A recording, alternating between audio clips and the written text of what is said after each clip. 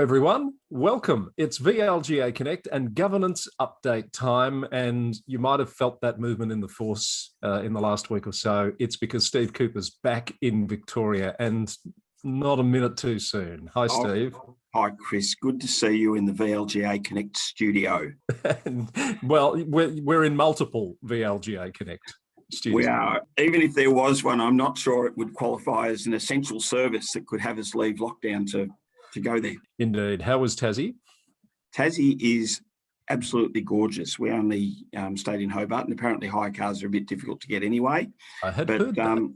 It never fails to impress. And did you catch up with the new CEO of the City of Hobart while you were there? I worked on the presumption the new CEO of the City of Hobart has a bit on her plate. There's issues around the Taste of Tasmania and the University of Tasmania with a proposal to relocate to the centre of town.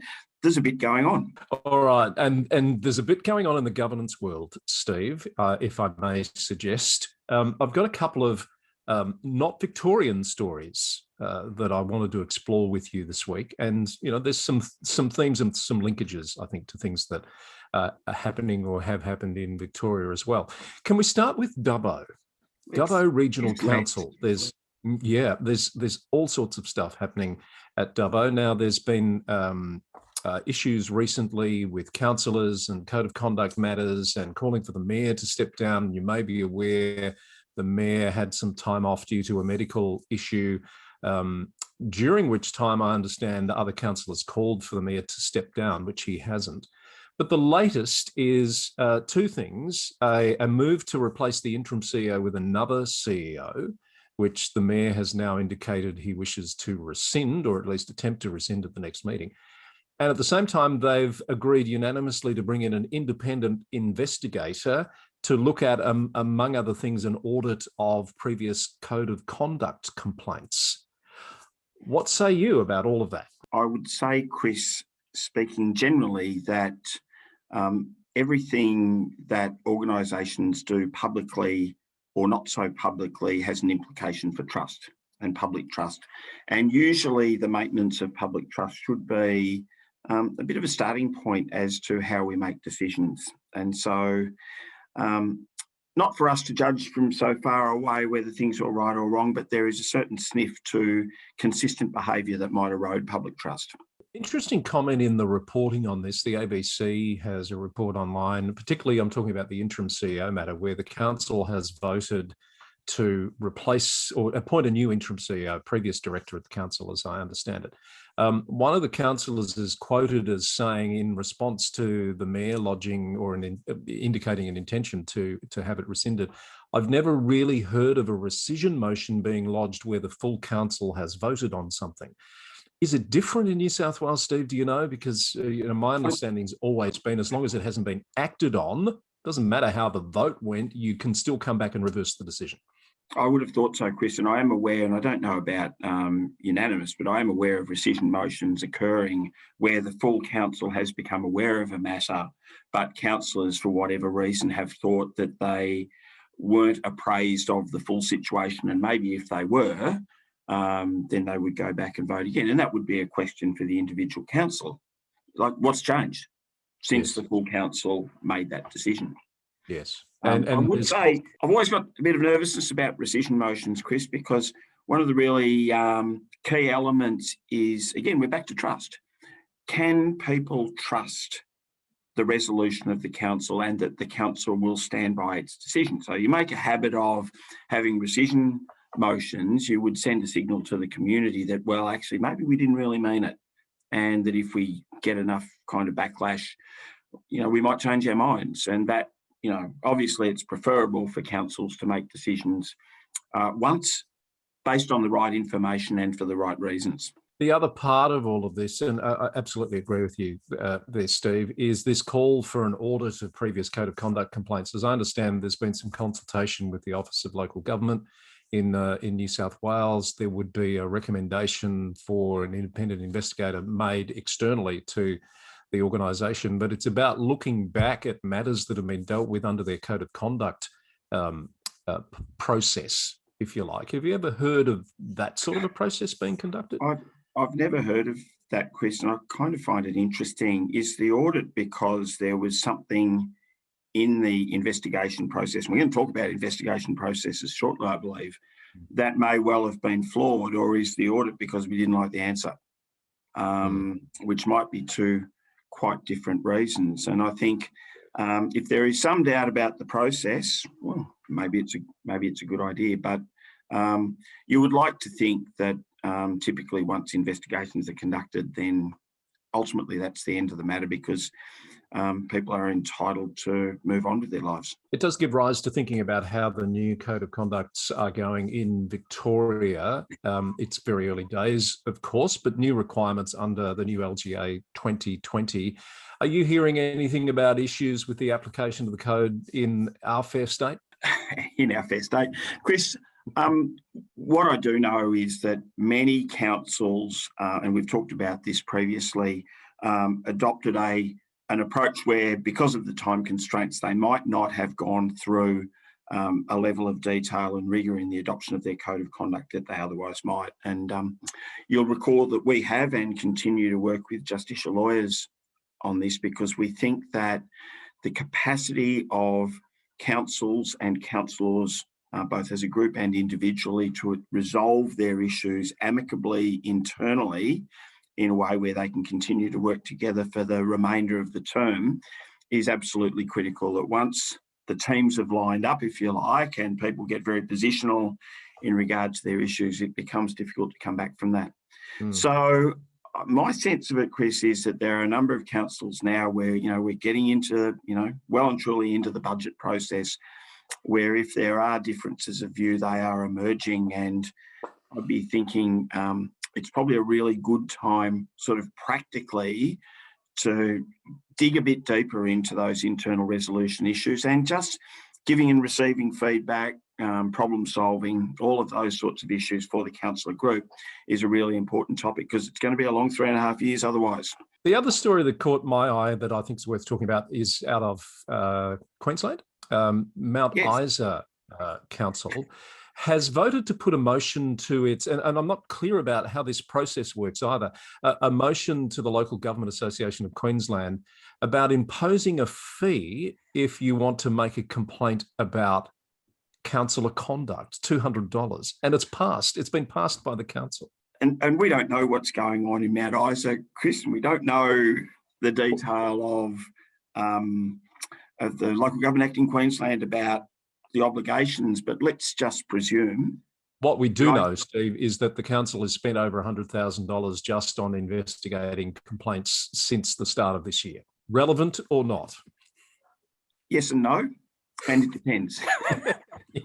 Thought you might say something like that. What's the higher order principle, and should we be looking at our process internally before putting a barrier up for people to complain? I think I can't second guess what integrity agencies would say, but one of the things that, if we're back to our trust theme, that's absolutely vital for organisations, is that the community needs to feel that if they've got a complaint, they can make it. Now, we know that matters are political, and we know that from time to time, frivolous or vexatious complaints will be made to maybe target particular individuals. My overall gut says that's not a reason to put a barrier in front of someone making a complaint. It is a reason perhaps for the organisation to look at the way it conducts investigations and to find out early whether in fact that prima facie a complaint warrants a further investigation. And remembering too, Chris, that actually a bit of context too, of course, is that councils are going to need sometime between the 1st of July and 31st of December this year to adopt a complaints policy. So the principle for me would be people should be able to complain. The organisation also has a right initially to undertake a reasonably thorough but independent process to decide at a prima facie level whether there exists, are there valid grounds for the complaint? And that can't be by someone who's compromised. There needs to be an element of independence about that. The other element of that, of course, is if someone's not happy about the response that they get from the council, they can always go to one of the integrity agencies. IBAC if it's corrupt conduct, the Ombudsman has a very broad remit, the local government inspectorate if it's in relation to the Act. So I've got to say I'm a bit sort of sceptical at face value of a fee for making a complaint. Yes, I'm not sure about the integrity regime in Queensland. I'm assuming there are comparable bodies that you could take the matter to. What I thought was interesting was they're only proposing that the fee would be related to complaints about serious matters, corrupt conduct, fraud, misconduct, maladministration, you know that word, and councillor conduct. And I get that you're often going to have vexatious complainants, but there must be other ways to deal with that. Can we go a bit broader, Chris? I think I've sort of been interested in this topic because also of what's happened, for example, in Canberra and investigations that have been held there. And there's been a little bit of action on social media this week around what constitutes an appropriate investigation. Again, you know, there are principles of natural justice that apply, that someone should be clear about what the allegation is, that it's that matter that should be investigated by a person who's independent and where there's no conflict of interest, that the privacy of various parties needs to be respected. There's always an issue, particularly in terms of that more serious end where it might be alleged that there's corrupt conduct, that, as you know, CEOs have a mandatory reporting obligation. So, you know, I don't kind of get the complexity in the sense that if someone makes an allegation of a fraud, of corrupt conduct, whatever it is, then if it's known to the CEO is bound to report that to IBAC anyway. And how that investigation will play out would then be determined between the CEO and IBAC. Steve, should be pointed out, we spoke with the Victorian Ombudsman just this week. Was it this week? The days are going so quickly. This week. It was a terrific interview. Thank you. That was about her report on financial hardship policies, but she did also remind us that she's close to releasing an updated guide on dealing with complaints. What do you reckon the odds are that she's going to say somewhere in there it's appropriate to charge a fee for lodging a complaint? I reckon you'd get pretty good odds on that one, Chris. Hey, you're throwing my money away, wouldn't I? Exactly. Before we move, though, can I come back to that interview with Deborah Glass, which was terrific? And I would encourage anyone to listen to that. There was one point, though, that I thought really should be made, because at the risk of a spoiler alert, the interview included a reference to the fact that there will be work done with the Essential Services Commission in terms of picking up on good practice from the water and the energy sectors for local government. We should remember too, though, that rates and charges are a charge on the property, whereas water and electricity, for example, charges are a civil debt. And that does create an element of complexity in terms of, you know, where a fee is a charge on the property, the council can't be used as a bank. The policies are going to need to be addressed in a way where relief isn't given. So, for example, the family of the person actually benefit. There is a great deal more nuance, I think, in the way that rates and charges are dealt with. And I really look forward to seeing the outcomes of those shared reviews. That's a good point, Steve. I have heard a view expressed, this might be a little controversial for the governance update, that some of what's come out of this Ombudsman's review is contradictory in some ways to previous advice or guidance that's come out of the inspectorate in terms of council's obligations in this space. Have you turned your mind to that? Not especially, Chris, except that I noted, and I think the Ombudsman made the comment that waivers need to be seriously considered. I've got to say I've got some disquiet about the about interest charges being too willingly waived. I think that actually in some ways, if too much power is given to more junior people in the organisation to be waiving interest, that there is actually a fraud risk associated with that. That's not to say it shouldn't be done, and certainly it's contemplated in the Act, but it is an issue. The other one, and where it becomes really difficult, I think, for councils is that, how would I say this? It doesn't do people any favours to have multiple years of rates and charges being racked up. Ideally, the rates and charges of a year should be paid in that year so the person is in the best position the following year to also make their payment. Like, there needs to be sort of a good reason for a waiver being given. And we've talked previously about the fact that, how often with our elderly citizens, collection arrangements are ceased, for example, because of an understanding that they're cash poor. And that's entirely appropriate and goes back to the point that can happen because they're a charge on the property. Now, we get into a whole lot more nuance then about what the individual policies might say. Yes, and it does come back to those policies being very clear and set at the right level, doesn't it? I think the other point to make is their recommendations at this point to the government, recommendations about the involvement of the ESC. I guess we've got to wait and see what sort of response it engenders now from the state before we see. Yeah, I think that's right. Interesting too, though, Chris.